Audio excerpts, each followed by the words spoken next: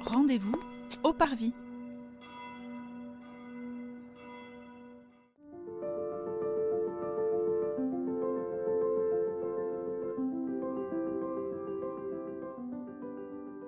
Bonjour et bienvenue dans ce 7e épisode de notre série de podcasts qui vous propose de découvrir les églises du diocèse de Nanterre à travers un regard à la fois historique, culturel et catéchétique.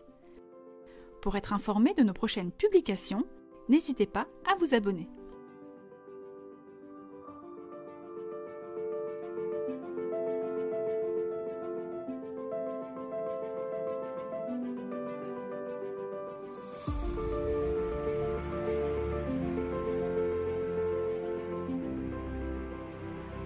Bonjour, nous sommes aujourd'hui sur le parvis de Saint-Saturnin à Antony pour la visite de l'église.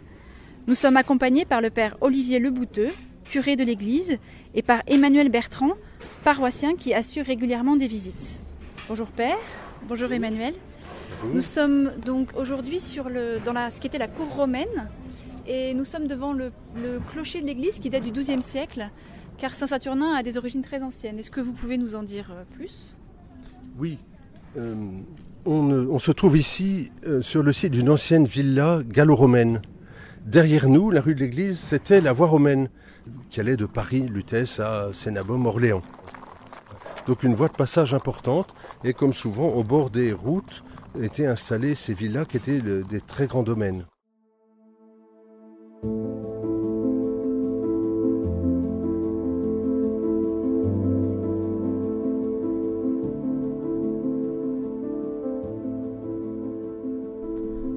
On ne connaît pas l'époque dont date le premier édifice de culte.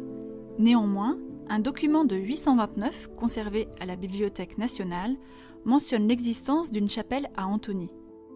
L'empereur Louis Ier le Pieux y confirme la propriété Antoniacum cum ipsa capella, donc des terres d'Antony et de sa chapelle, à l'abbaye de Saint-Germain-des-Prés.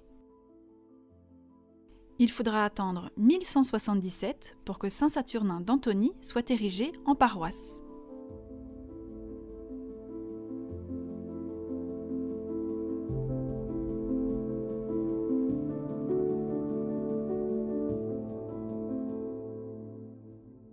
Antony, ça c'était autrefois Antoniacus. Et les mots en Iacus, ça veut dire chez Antoine.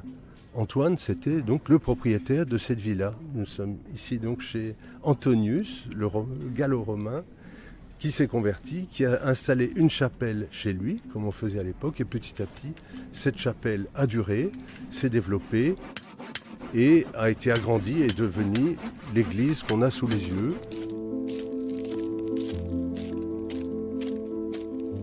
On se trouve devant la façade qui est très large, triangulaire, on voit une rosace au-dessus du porche avec des contreforts. Elle est vraiment très reconnaissable. Est-ce que vous pouvez nous en dire quelques mots ? Oui, alors ce qu'on voit, donc c'est, vous l'avez dit, bien sûr, une façade qui date du XVIe siècle. Et on voit autour du portail des restes de très belles sculptures du XVIe siècle, très ouvragées, très gracieuses, de belle qualité.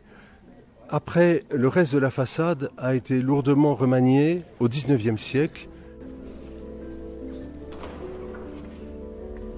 Pour notre parcours d'aujourd'hui, je vous propose une formule un peu différente de ce que l'on peut faire lors des visites de l'église parce que souvent il y a beaucoup de monde, les déplacements sont longs.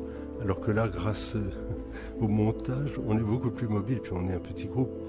Et j'ai cherché à montrer, au fond, les quelques œuvres intéressantes, et sur le plan artistique, modeste, et aussi sur le plan chrétien, de leur sens. Je vous propose un parcours qui est un peu un zigzag dans l'église et pour trouver un fil à partir, on va dire, du corps du Christ.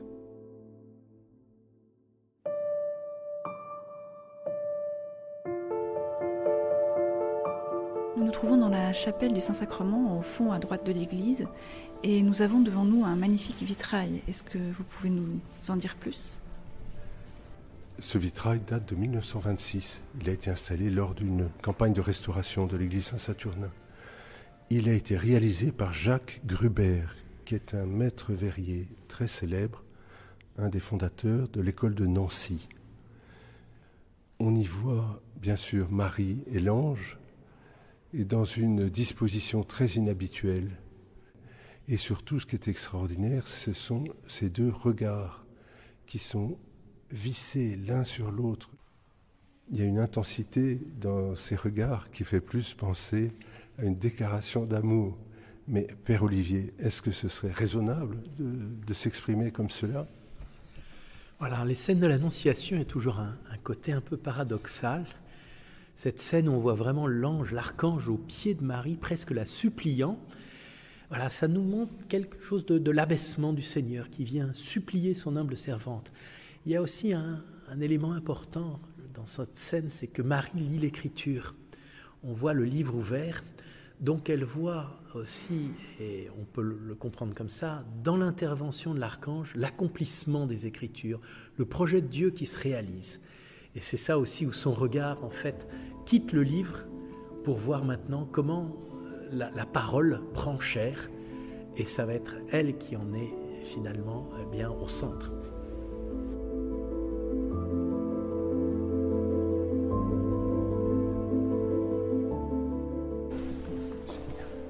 Donc on se déplace de l'autre côté de l'autel, vous nous emmenez dans le transept opposé, et nous arrivons devant une très belle statue de la Vierge à l'Enfant.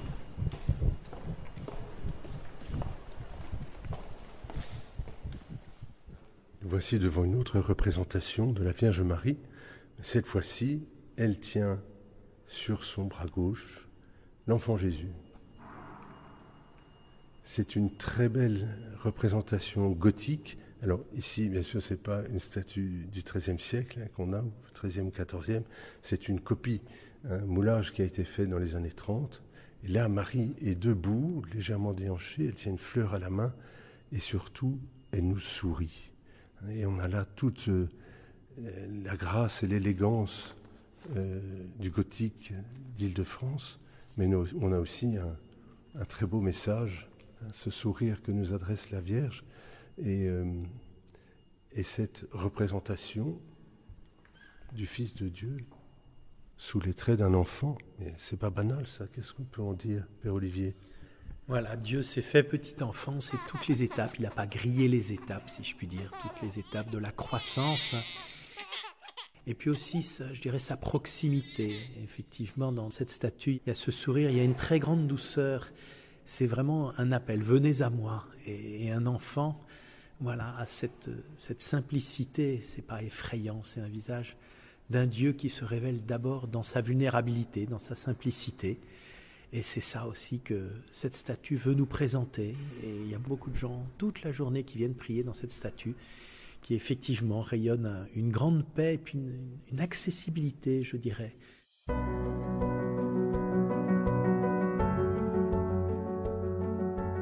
Voilà, Dieu se fait petit enfant pour rejoindre tout homme dans son humanité. Et là, on y trouve une illustration dans la douceur de cette statue.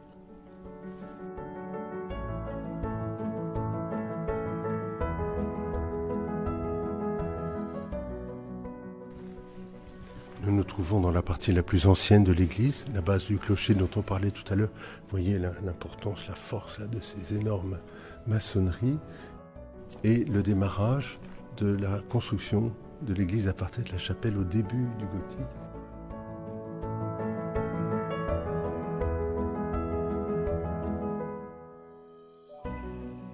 Les 3 phases de construction de l'église d'Antony correspondent aux 3 époques de relative prospérité de l'Île-de-France.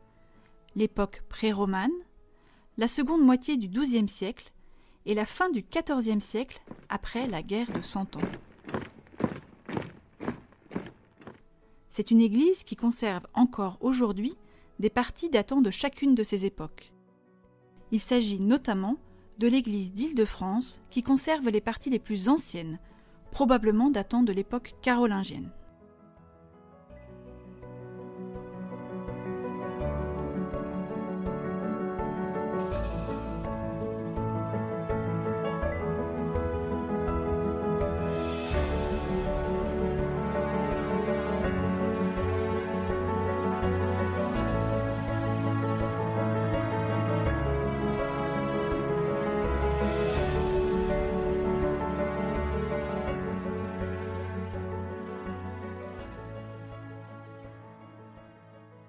Nous voici devant une grande toile marouflée contre le mur, hein, donc ça devient comme si c'était une fresque, mais enfin bon, c'est une peinture à l'huile, qui représente la scène, le dernier repas du Christ avec ses apôtres. C'est un tableau qui se trouve aujourd'hui au Louvre et qui a été copié au XIXe siècle. Au XIXe siècle, toute une campagne en Île-de-France pour remettre des décors dans les églises, puisque la Révolution avait ou enlevé ou détruit ce qu'il y avait auparavant.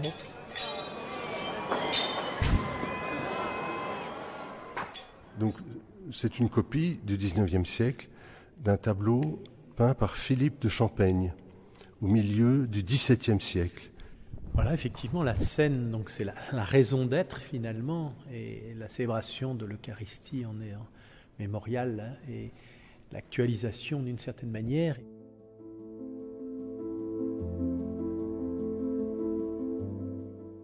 Et on voit comment cette scène, cette représentation est là aussi pour préparer notre regard à la compréhension de ce qui se passe dans l'Église, c'est-à-dire l'autel, là où le Christ se rend présent dans sa mort et sa résurrection.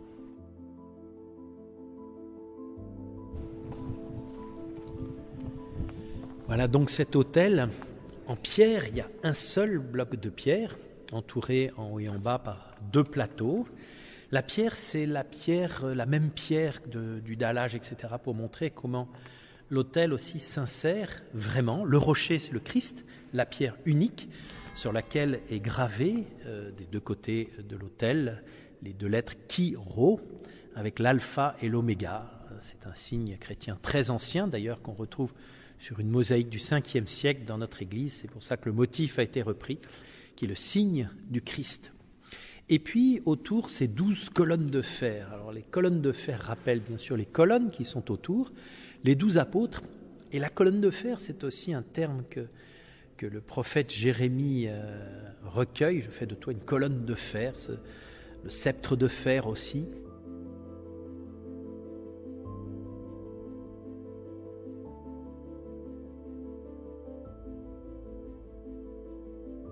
Et dans un même style, pour montrer l'unité des deux tables, la table de l'Eucharistie et la table de la parole, l'ambon, avec ce même bloc de pierre, avec le Chi Rho et l'alpha et l'oméga, et ces deux colonnes, voilà, qui viennent l'entourer, et cette table de pierre sur laquelle est posé l'évangéliaire ou le lectionnaire, et d'où la parole est proclamée.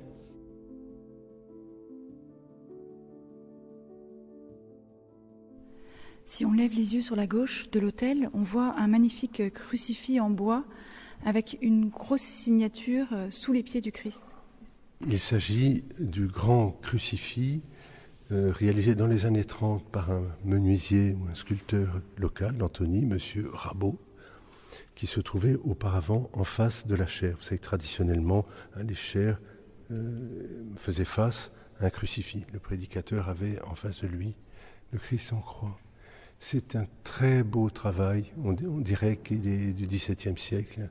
C'est vraiment une très belle pièce de bois, très bien sculptée, et qui, la tête du Christ est penchée sur le côté. Il est paisible, on ne le voit pas très bien dans la pénombre, et surtout, le mouvement du corps est extraordinaire. Oui, il est suspendu à la croix, oui, il est mort, mais on pourrait presque imaginer que c'est une représentation aussi du Christ qui ressuscite, qui jaillit du tombeau. La courbe, quand on part sur la gauche, du bas vers le haut, cette courbe continue avec ce bras tendu. On a presque l'impression que c'est un Christ qui jaillit.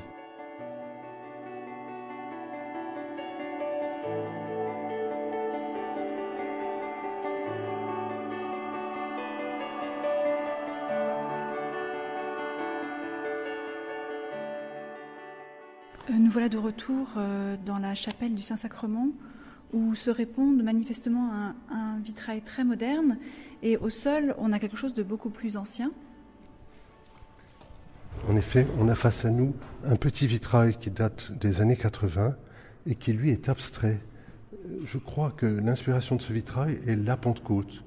On a des formes et des couleurs tout à fait original et inattendu. On a du mal à lire quelque chose, mais ce qu'on suit, c'est qu'il y a au milieu de ces verts gris, bleus, verts, des éléments rouges vifs et des éléments jaunes qui ont l'air de descendre, de presque une pluie de rouge qui descend comme évocation de ces langues de feu de la Pentecôte, de la descente de l'Esprit sur les apôtres.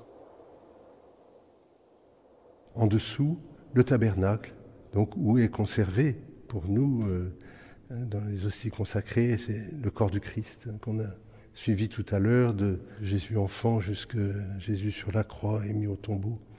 Une porte en bronze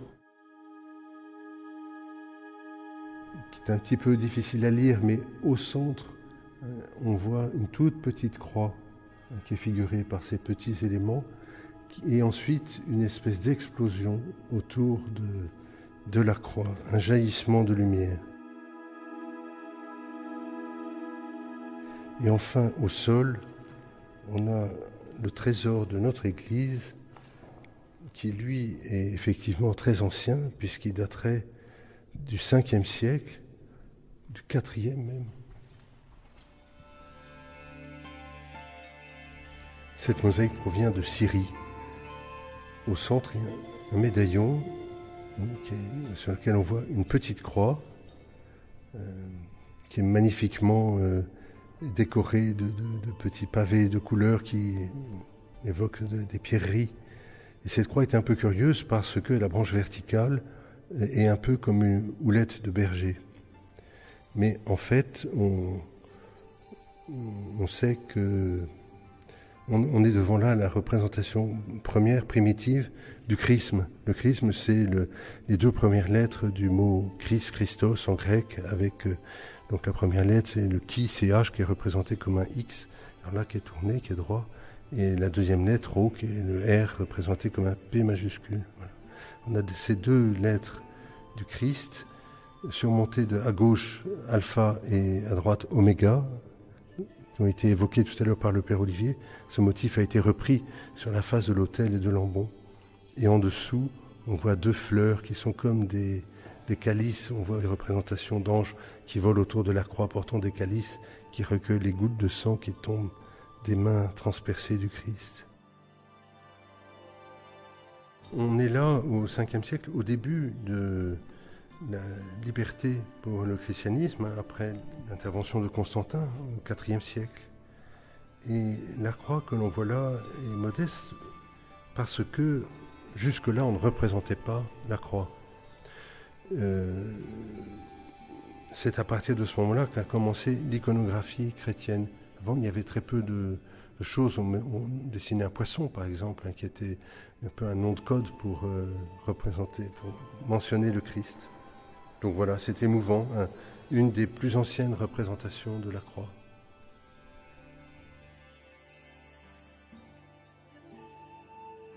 Et autour de ce médaillon central, on a une composition extraordinaire, très complexe. Ce sont comme des grands plateaux, des grands boucliers en losange qui sont enchevêtrés deux par deux et avec des bandes qui les entourent de différentes couleurs. Et tout ça est composé d'une façon extraordinaire, qui donne une impression de mouvement. Et on voit apparaître de temps en temps dans les médaillons des roses, des grenades, des fleurs des feuilles de lierre, qui sont tous des symboles de vie, de renaissance.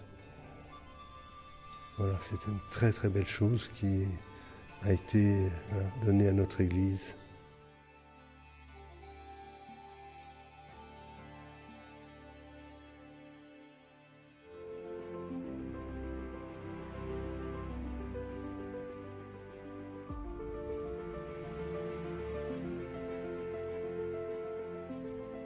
L'église Saint-Saturnin, c'est le cœur historique de la ville. C'est son identité à travers les siècles, surtout dans le courant du XXe siècle, où on est passé un peu du village au sud de Paris à une vraie ville comme on la connaît aujourd'hui. Finalement, l'église était cet élément qui demeure, qui donne l'identité, qui enracine dans l'histoire. C'est aussi le lieu du rassemblement de la communauté d'Antony. Les vieux Antoniens ont des souvenirs ici de baptême, de mariage, de grands-parents, etc. Et elle est une mémoire aussi, un lieu de mémoire, mais un lieu de mémoire vivante, parce que c'est toujours un lieu de prière, c'est toujours un lieu de célébration, toujours un lieu de rassemblement. Donc voilà aussi son importance, parce qu'elle est mémoire et identité de cette ville.